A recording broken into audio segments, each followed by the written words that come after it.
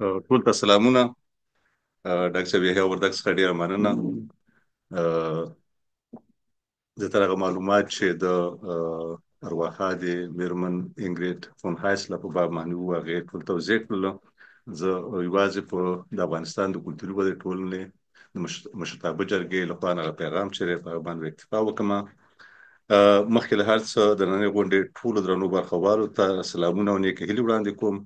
همدارنګه د افغانیک مرکز له مشرتابه څخه د زړه له تله مننه کوم چې دا زحمت یې ګاللی دی او د یوې حقدارې او نومیالۍ ژباړونکې ارواښادې میرمن انګریډ فون هایسله په یاد یې نننۍ غونډه د افغانستان د کلتوري ودې ټولنې سره په ګډه جوړه کړې ده.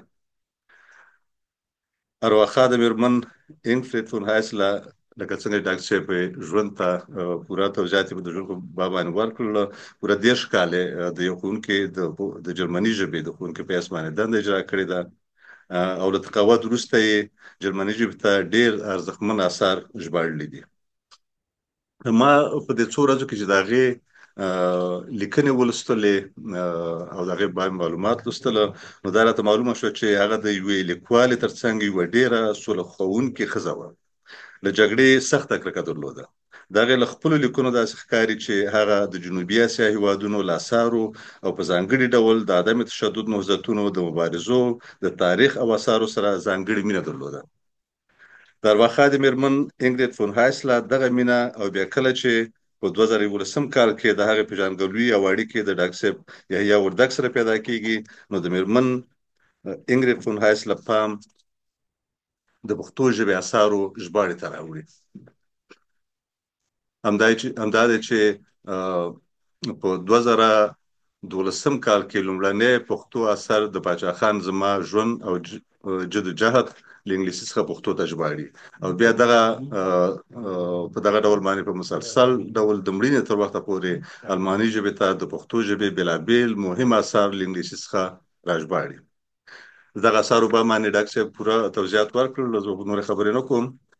باید یادونه وشي چې د ارواښادې میرمن انګریډ فون هایسله سره د پښتو اثارو د انتخاب څخه نیولې تر چا پورې د ډاکټر صاحب یحیی وردګ مرسته نه یوازې د یادونې وړ بلکې د ځانګړې ستاینې وړ ده. د ارواښادې میرمن انګریډ فون هایسله الماني ژبې ته د پښتو ژبې د اثارو د ژباړې یو ځانګړی ارزښت په دې کې دی چې له بده مرغه په الماني ژبه کې د پښتو ژبې د اثارو ژباړه تقریبا په نشت حساب ده. میرمن انګریډ فون هایسله خپل هم لیکي چې هغه دغه تشه محسوس کړې وه، نو ځکه خو یې په ډېر لږ وخت کې د ډېرو مهمو پښتو ژبې اثار ژباړې ته مټې راونغښتلې. په تیر کال کې د افغانیک مرکز لخوا د میرمن انګریډ فون هایسله لپاره یوه ستاین غونډه جوړه شوې وه. په دغه غونډه کې کله چې ما میرمن انګریډ فون هایسله ولیده، جسماً ډېره کمزورې شوې وه، خو د پښتو ژبې د اثارو ژباړې ته یې هوډ لا ډېر غښتلی و.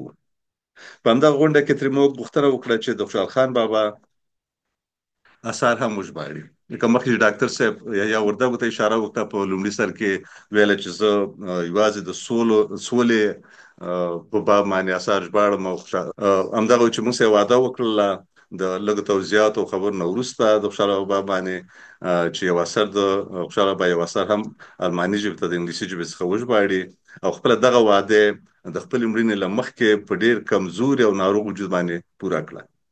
زه باور لرم که د میرمن انګریډ فون هایسله سره ژوند لږه نوره یاري هم کړې وای، نو په څو کلونو کې به د ډېرو نورو پښتو اثارو د ژباړې شاهدان وي.